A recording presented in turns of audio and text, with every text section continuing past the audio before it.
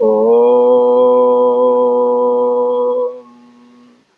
श्री योग वासिष्ठ के उपशम प्रकरण में श्री वशिष्ठ जी महाराज बोले, हे राम जी, चित्तादिक जो जगत है सो वास्तव में आत्मा से भिन्न नहीं।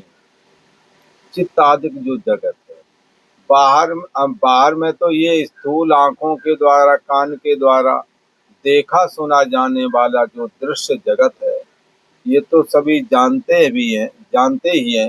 पर अंतर में भी जगत है जो वासनात्मक और जिसको मन की कल्पना भी कह सकते हैं, जो कि अंदर चलती ही रहती है किसी न किसी विषय पर। या तो राग का चिंतन करता है या फिर द्वेष का चिंतन करता है, पर अंदर में कोई न कोई चिंतन चलता ही रहता है। इसलिए श्री वशिष्ठ जी महाराज ने सीधा सीधा कहा, भीतर वाला जगत और बाहर वाला जगत। चित्त आदि कह करके चित्त के अंदर जो वासनात्मक जगत भरा पड़ा है, जैसे उदाहरण के लिए आप पढ़ते हैं, आपको लगता है मेरी ये जॉब लग जाएगी, हम ऐसा करेंगे, बाद में ऐसा करेंगे, और उस तरह की कल्पना करते हैं, मकान बनाएंगे, ब्याह करेंगे, हाँ, अच्छा पैसा कमाएंगे, पता नहीं क्या क्या कल्पना है। ये कल्पनाएं अंदर का काल्पनिक जगत है, और उसी काल्पनिक जगत के अनुसार ही जैसी आपने परिकल्पना की वैसे बाह्य जगत को देखते हैं। इसलिए वैसे ही लोगों की संगत भी ढूंढते हैं और वैसे ही समाज में जाने की चेष्टा भी करते हैं और वैसे ही विचारधारा को भी स्वीकार कर लेते हैं। जैसे कोई लड़की जब दूसरे परिवार में जाती है तो वहाँ के विचारधारा को अपने साथ आत्मसात करके तब वहाँ उसी के साथ एडजस्ट हो जाते हैं। ये महिलाओं में गुण दिया है कि वो दूसरे परिवार में जाकर के रह पाती हैं। अपने परिवार में रहना उनका स्वभाव नहीं है। यद्यपि कोई कहे कि नहीं, क्यों, कैसे नहीं, ऐसे ये गलत बात है, तो कहते भले ही रहे, वो उनकी राजी है। पर स्त्री के खून में दूसरे के यहाँ जाने का एक स्वाभाविक चेष्टा है। आप देखेंगे कई एक ऐसे केस आपको देखेंगे जहाँ बूढ़े बाप महतारी है, एक लड़की का इशारा थी, वो भी जिसको पसंद आए वो चला, वो विदेश चला गया, वो विदेश चले गए। यहाँ बूढ़ा और बुढ़िया जो उनके माँ बाप हैं वृद्ध, वो लोग अकेले रह जाते हैं। कहाँ गया इनका वो कि वो सब कुछ। लड़की हमेशा दूसरे का घर ही बसाती है, और वही लड़की हमारे यहाँ भी आकर के हमारा घर बसाती है। तो स्त्री को और पुरुष को अपने अपने स्वाभाविक संरचना के साथ ईश्वर ने रचना की है। इनके उसमें है कि दूसरे को एडजस्ट कर लेना भी और दूसरे के यहाँ जाना भी। आप कितना भी करते रहो, आप देखेंगे कि अदर समाज में, अदर मजहब में आपके ही अगल बगल कहीं न कहीं खबर तो जरूर मिली होगी कि उसने ना भाई की परवाह की, जो कि उससे छोटा था, वही सहारा था, बहन का तो भी, माँ बाप का भी, सारी मेहनत लगा दी, पता लगे वो चली गई, सब कुछ रोका, नहीं रोके बल्कि खिलाफ। हाँ, जब बयान की बात आई तो माँ बाप भाई सबके खिलाफ बयानबाजी हो रही है, ठीक है, और वहाँ एडजस्ट हो रही है जहाँ पर कि आप परिकल्पना नहीं कर सकते। इसलिए ये बात, आप बेशक आपको खराब लगे, पर स्त्री के ब्लड में ईश्वर ने कुछ ऐसा गुण भरा है कि वो दूसरे जगह एडजस्ट करती है और अपना घर छोड़ करके दूसरे घर में ही एडजस्ट होती है, अपना घर बना के। जहाँ वो जन्मी वहाँ प्राय करके, अब कोई जिसके आगे पीछे ना हो रहे वो अपनी बात है, पर इनको बाहर जाने का स्वभाव है। पर पुरुष का अपने जड़ जमीन पर बैठ कर रहने का स्वभाव है। बात अलग है कि अब नहीं रह गई जड़ जमीनें, तो बाहर परदेश में कमाने के लिए जाते हैं। तो भी आज मुख्य तौर पर आश्रय तो भले ही कोई महिला बेशक ले कि मैं अपने बल पे हूँ, पर यदि कोई बात आ जाए तो एलमनी जरूर चाहिए, वो भी पुरुष वाली। बोले अब तुम्हारी कमाई, बोले ना, हाँ नहीं, वो वाली चाहिए, इसकी वाली, ठीक है। तो ये चीज आप देखेंगे स्वाभाविक ही, ये कोई गलत हो तो विचारना आप। तो क्या है कि ये यहाँ कहते हैं ये चित्तादिक, ये चित्त में है, किसी का चाहे महिला हो चाहे पुरुष, ये चित्त में है कि वो क्या कर रही है, हाँ?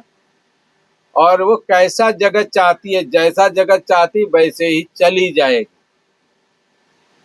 तो हे राम जी, इसलिए यहाँ कहते हैं चित्तादिक भी एक जगत है। चित्त में जो तुम्हारी खिचड़ी पक रही वो भी एक जगत है। कल्पना कर रहे हो, चिंतन कर रहे हो, सोच रहे हो कि ऐसा हम करेंगे, और बाहर में भी फिर वैसे ही दिखने लगा गया जैसा आप सोचते हैं। इसलिए चित्तादिक है। और जो बाह्य जगत है तो वास्तव में ये कहाँ से बुरा है, वास्तव में इनकी स्वतंत्र सत्ता नहीं। ना असतो विद्यते भावो, ये पहले नहीं थे, बाद में भी नहीं रहेंगे, वर्तमान काल में बदल रहे हैं। इनको शास्त्र ने असत कहा, इनकी सत्ता विद्यमान नहीं है। न अभावो विद्यते सता, और सत वस्तु भले ही दिखे ना। जैसे सोने में आभूषण तो दिखता है पर सोना नहीं दिखता है। सोना कैसा है, जब भी दिखता है तो किसी रूप आकार में ही दिखता है। जैसे कुंडल, नथनी, झुमका आदि ऐसा करके, कंगन आदि करके, ये सब आभूषण के नाम है, सोना नहीं है। ये किसी रूप और आकार को हम देख रहे हैं। सोने का रूप आकार पता ही नहीं लगता है, पर हाँ सोना कैसा ये जानते सब है। वैसे रूप आकार को देख करके हम उसके नाम रख दिए। सोने का निज स्वरूप आज तक किसी को पता ही नहीं। जैसे घड़ा, कुल्हड़ आदि दिखते हैं मिट्टी में, मकान बन जाता है मिट्टी का। पक्की ईंटें बना के मिट्टी को ही पका करके मकान बना लेते हैं। पर मिट्टी कैसी है, मकान देखा, ईंट देखा, ढेला देखा, हालांकि छोटे छोटे कण, बालू, रेत देखा, पर मिट्टी कैसी है, हाँ। किसी न किसी रूप आकार में हमने देखा है। मिट्टी सत्तात्मक है जो देखी नहीं जा सकती। ऐसे हमने कंगन, कुंडल आदि देखे हैं, परंतु सोना क्या है, कैसा, ये नहीं देखा। ऐसे ही अंतर्यामी आत्मा में हमने चित्त और बाह्य जगत देखा है, आत्मा कैसा ये नहीं देखा। आत्मा की सत्ता की अभिव्यक्ति चित्त के रूप में और बाह्य इंद्रियों के रूप में, जगत के रूप में हो रही है। अंतर्यामी आत्मा बुद्धि के थ्रू, मन के माध्यम से, इंद्रियों के द्वारा बाह्य जगत अनुभव करता है। ये जगत कौन है, जो स्वयं के ऊपर स्थित काई रूप जो मन है उसमें है, उसी को देख रहा है। जैसे सूखी घास पड़ी थी और घोड़ा उसे हरी घास देखता था, क्योंकि उसकी आंखों पे हरी पन्नी जो चढ़ी थी। ऐसे ही ये हरी घास क्यों देख रहा था न होने पर भी, क्योंकि हरी पन्नी चढ़ी थी।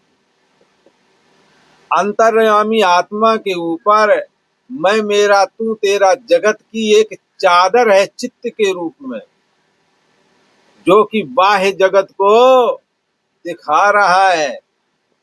क्योंकि बाह्य जगत चित्त का ही परिवर्तित रूप है।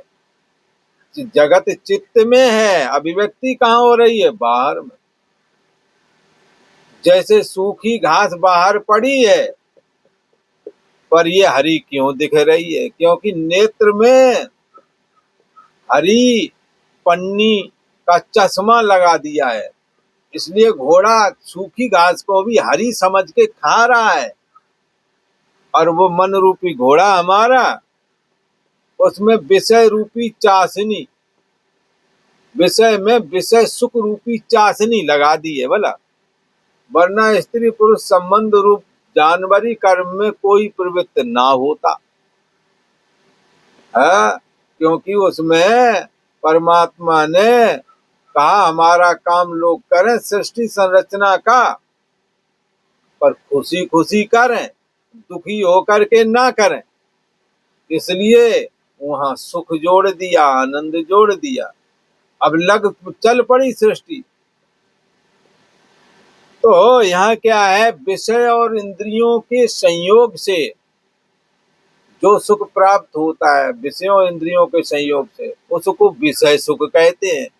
परंतु जो सुख, जो आनंद सिंधु सुख राशि, सीकर से त्यों लोक सुपासी, जो हमें विषयों में सुख मिल रहा है, स्त्री को पुरुष से, पुरुष को स्त्री से, और अच्छा भोजन से, मान प्रतिष्ठा से, खोया हुआ धन, स्त्री पुत्र आदि मिल जाने पर जो सुख मिलता है, शांति मिलता, लगता है हमारा आदमी मिल गया, मानो सब कुछ पा गए, यह संतुष्टि है। ये सब कैसे, विषय सुख के अंतर्गत।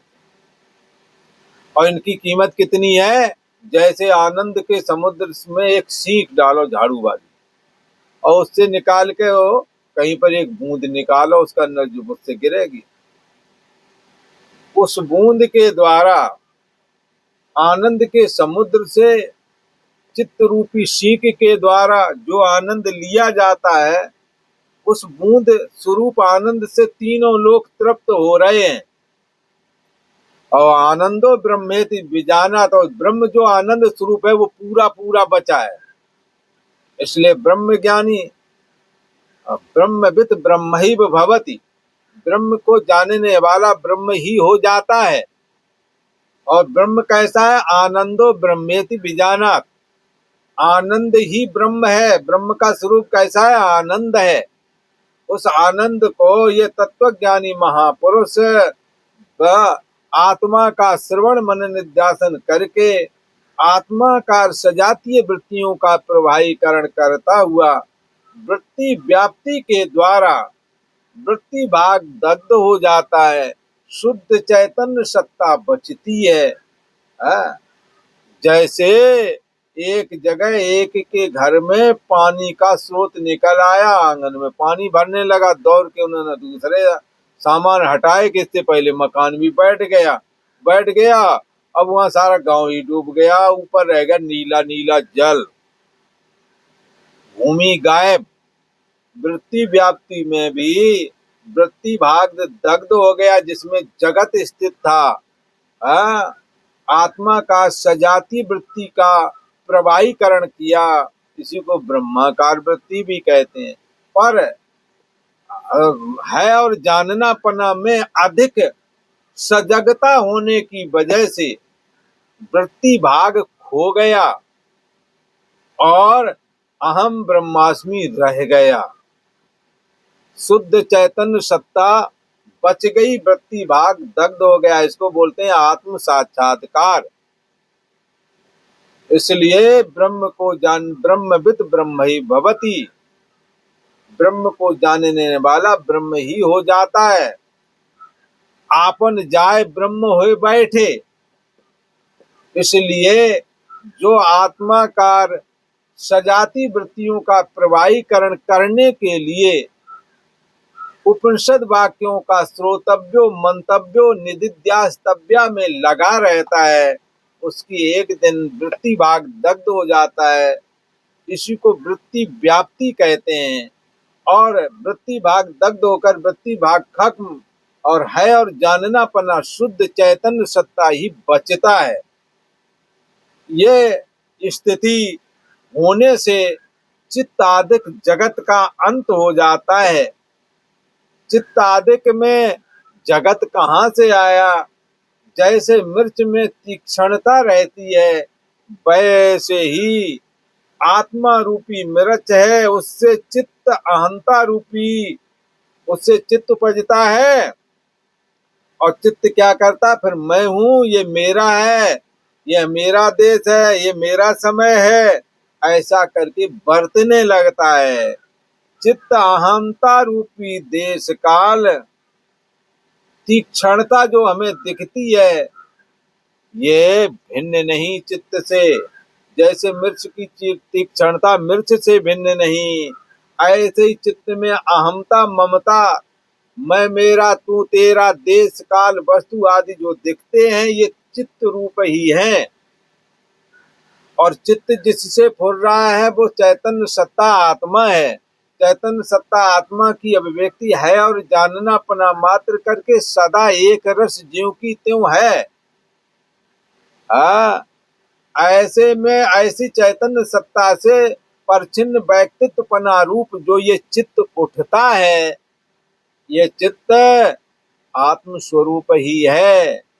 जैसे मिट्टी से बनने वाला घड़ा मिट्टी से अलग नहीं अपितु मिट्टी के स्वरूप ही है, मिट्टी ही है। ऐसे ही आत्मा से उत्पन्न होने वाला फुरने वाला ये चित्त भी यह आत्म स्वरूप ही है। जैसे गन्ने में मधुरता गन्ने से भिन्न नहीं, तैसे ही आत्मा से जगत ये भिन्न नहीं है। आत्मा को जगत को जैसे पत्थर में का जो पत्थर का पहाड़ था उस पर नगर का चित्र बनाया शिल्पी ने, ऊपर नीला नीला आकाश बनाया, नीचे जमीन पर नदियां दिखाई, जंगल दिखाए, एक स्कूल भी दिखाया जहां 2 छोटे बच्चों को माँ स्कूल पहुंचाने जा रही है। एक है जंगली जानवर घास खा रहे हैं। ये सब पत्थर के पहाड़ पर शिल्पकार ने अंकित किया था, पर सारी चीजें अलग अलग दिख रही थी। जंगल अलग दिख रहा था, मृग अलग दिख रहे थे, नदियां झरने अलग बहते हुए दिख रहे, नीला आकाश अलग दिखता था। पर ये दिखता ही भर था कि था वहां कुछ। ये एक परिकल्पना को पत्थर के पहाड़ पर अंकित किया गया था, छपाया गया था, ढाला गया था, जैसे वास्तव में था नहीं। ऐसे ही अंतर्यामी आत्मा में चित्त रूपी शिल्पी ने मैं और मेरा, तू और तेरा ये परिकल्पना की है। चित्त स्वयं ही आत्मा में है, जैसे पानी की लहर स्वयं ही स्थित है। ऐसी ब्रह्म रूप समुद्र में चित्त रूपी छोटी लहर भी ब्रह्म में ही है, ब्रह्म रूप ही है। ठीक है, ऐसे ही जैसे पत्थर में कठोरता है तैसे ही आत्मा में जगत है। जैसे पर्वत में जड़ता होती है तैसे ही आत्मा में अहमता परछिन्न व्यक्तित्वपना रूप अहम रहता है। जैसे जल में द्रवता रहती है तैसे ही आत्मा में अहमता आदिक होते हैं।